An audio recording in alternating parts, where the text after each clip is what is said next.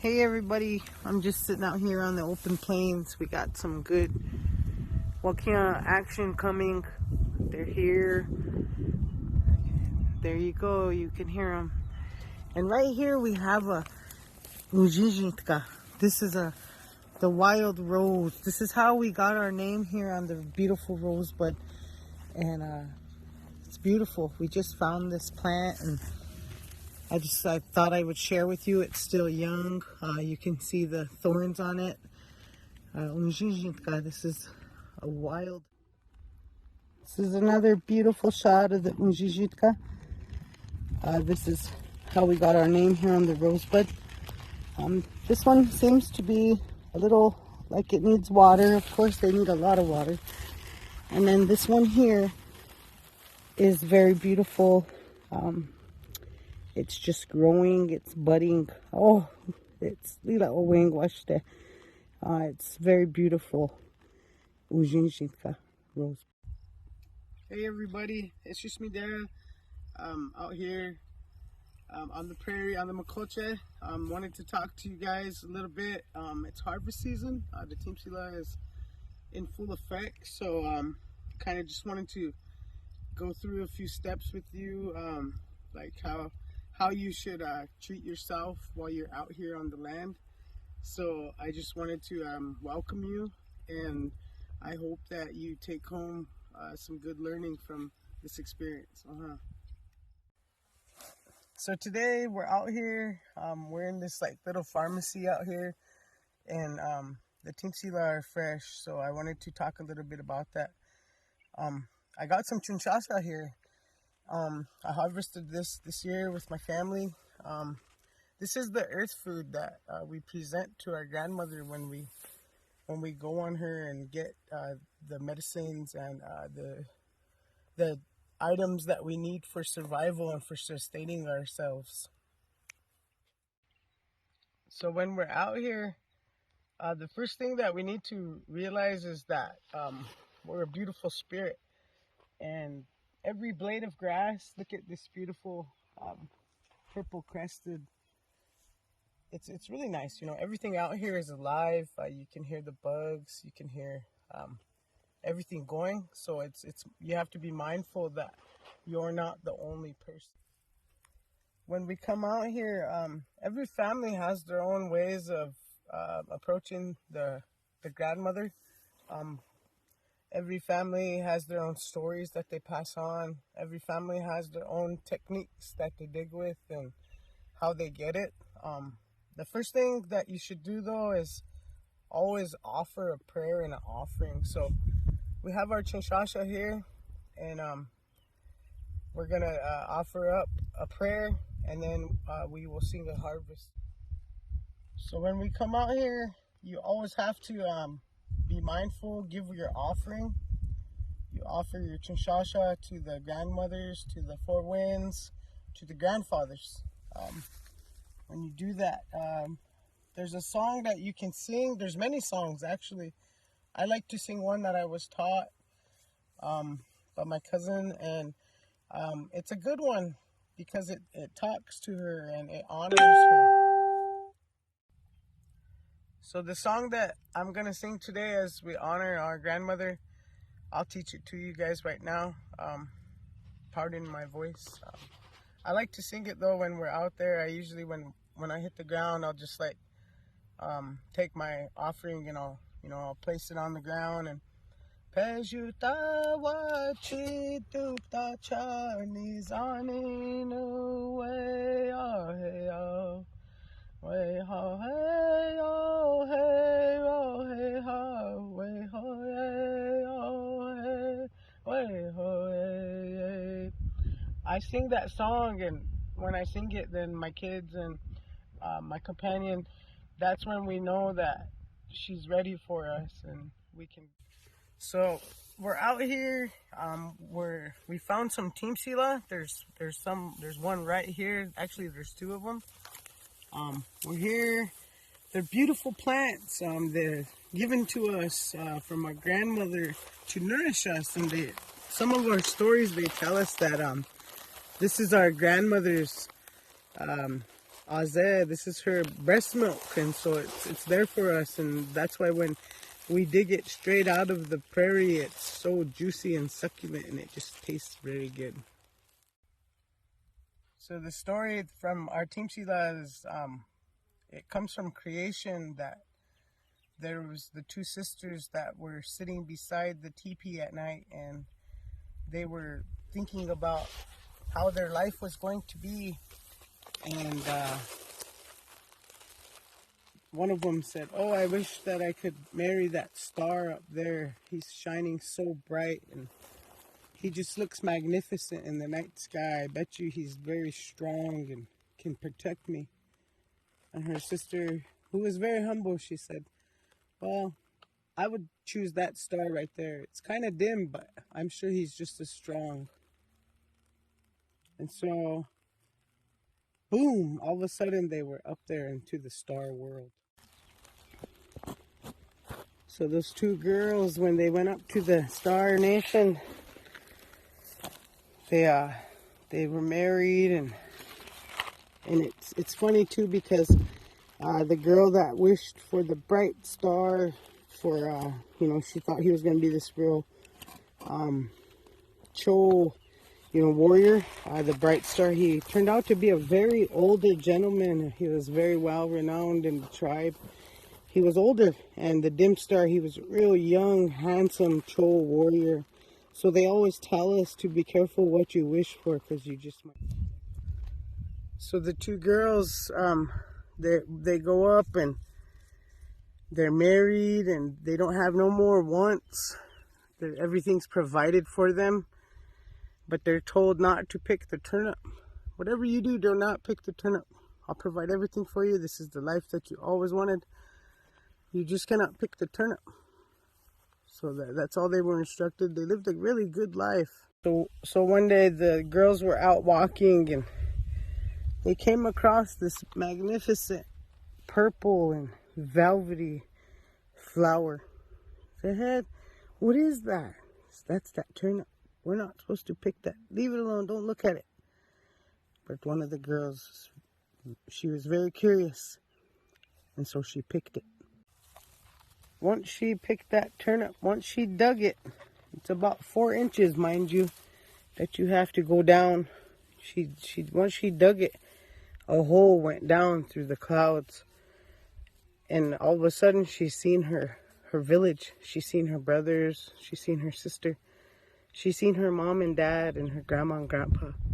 Dera Iyotte, loneliness set in.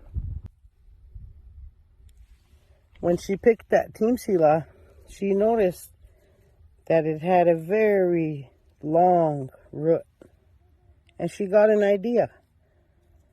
So she started picking more and more timpsula. Pretty soon she had enough, and she decided to make a braid. She made a braid, and she thought, "I'm going home. I'm going to go back to my village." And so she started braiding the timpsula. And she made a pretty long braid, but of course she's in the stars. She's up in the heavens. And so no matter what, her braid was not long enough.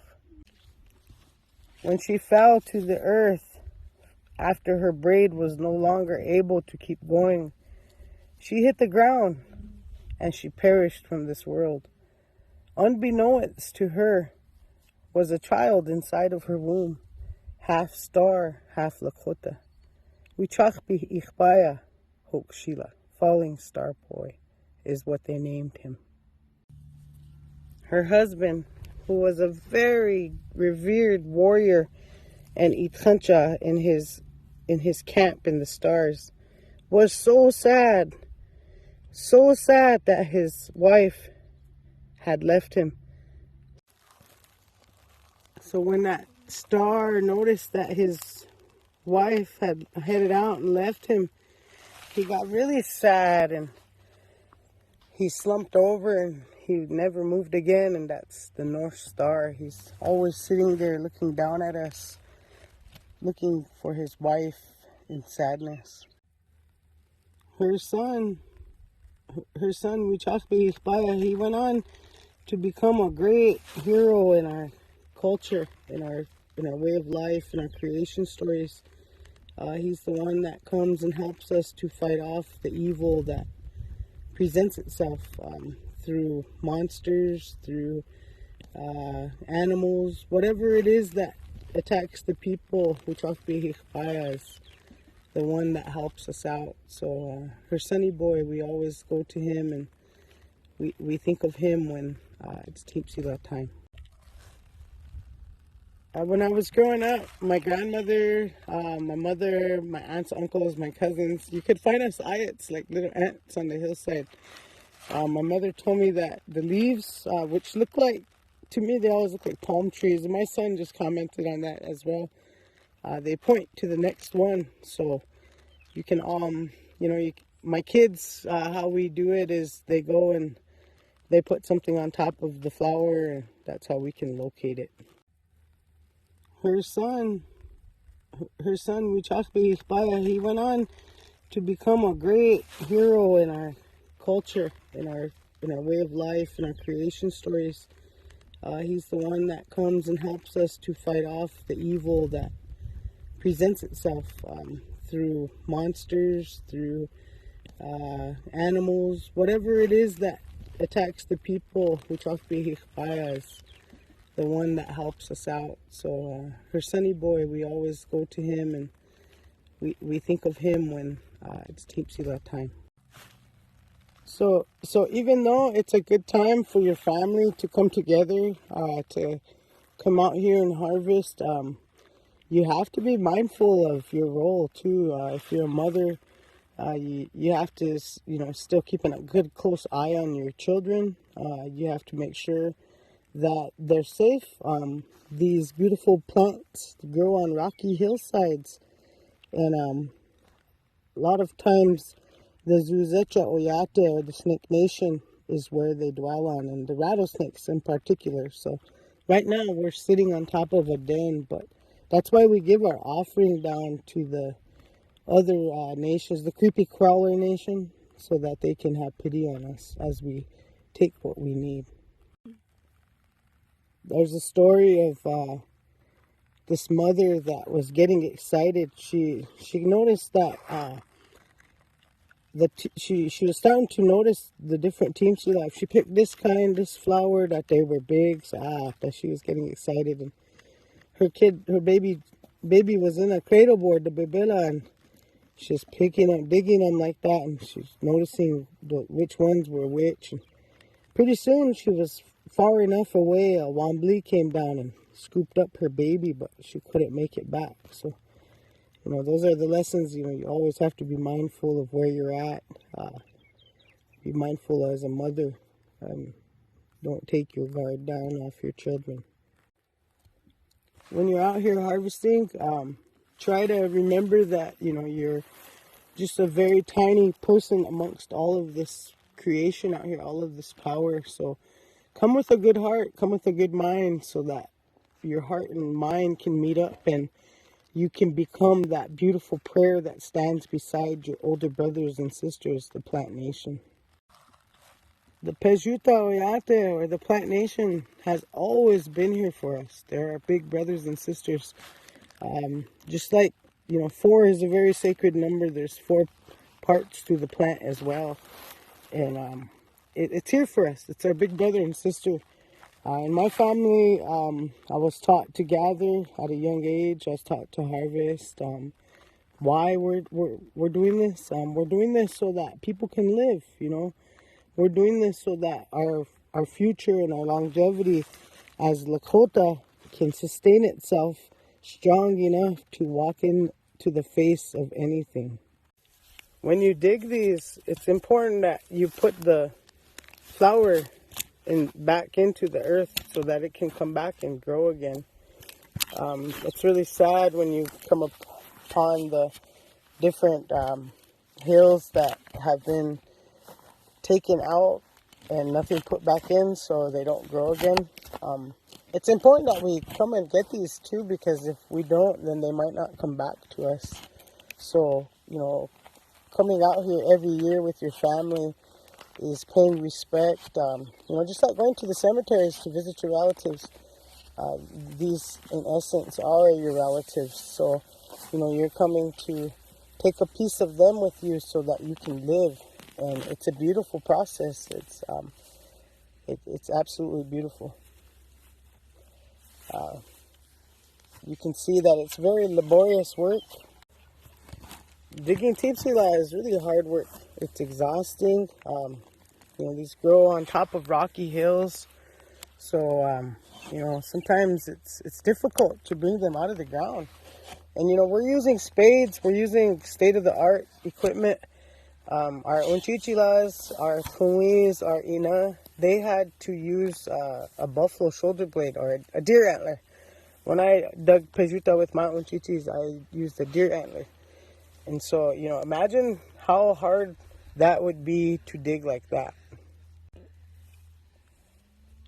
Oh, that's a really nice stem. And see, you can see why that, started picking these, thought of that braid, she wanted to get home. And so we have these, they're nourishing, and it's really beautiful how life and creation coincide and how beautiful existence is in the universe when we match up and are together with our brothers and sisters.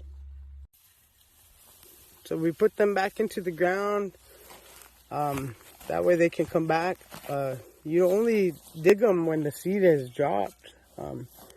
That way, you can get this real nice tubular timpsula. And they call it timpsula for a good reason. So I just was hearing in the news too that the Matko out there, the Bear Nation, was coming back to the Black Hills and to the surrounding areas, and it makes me happy because they're coming at this time. They're seeing them in like Hill City, Buffalo Gap. That's where the race. So my buddy asked me, he's a white man, he's a scientist. He said, "Dera, what does timpsula mean?" So I was sitting there thinking about it, and he said, somebody told me that it meant like rice. So I was like, what? And I was kind of thinking about it, and I guess, T would be short for titua, or the prairie. C is rice. La would give it an affectionate meaning. So timpsula, it would be like a prairie rice. They're really good in soups, everything. It's very nourishing. These timpsula that are out here, you can eat them right fresh out of the ground. They're really good. We put them in soups. We braid them. We braid them up, like our unchichila did, our tui, to get down here. And, this is our way of life. We've been doing this for a long time. And it's good that there's a lot more young people that are willing to get out here and work. Harvesting timpsula is really hard work. It's very laborious. It's women's work. For the men, they get to hunt for us. As women, we do all of the hard work. We're the backbone. So out here, just know that you should drink a lot of water, eat a good lunch, be mindful of your presence and existence on Uchimaka. Just come out here in a good way. A lot of people think that you have to go for the biggest timpsula, that's the way, but, in our way, everything you take, you only take what you need. So you're giving something back. So, you shouldn't take too much. And actually, when you cook too, it's the little ones, the tiny ones, the skinny ones that are the best to cook with. You can grind it down and make flour as well. There's many things that you can do with the timpsula. There's many uses of it. It's a beautiful pocket of time that allows you to sit on the earth and be acquainted with your big sister and big brother, the plant nation. Working on the prairie is very hard work. The digging takes time. You're digging through rock. To be Lakotawi is, it's a hard life, but it's a life that we live through. Our culture depends on us to be out here if we don't come out here in a humble way and get what we need to live on, then life can become harder for us. So I think that our young ones learning about our culture, keeping the circle alive, we're breaking cycles and we're making new circles, and it's a beautiful way to keep going, to keep living in. Here you can see this is a real tiny plant, but looks can be deceiving, just like those stars. And so this one is way down there. This is a hard one. We've been digging for a while and it still isn't coming out. So, these, you never know what you're going to get. Nobody can predict this or predict that. It's up to Unchimaka and what she wants to give us.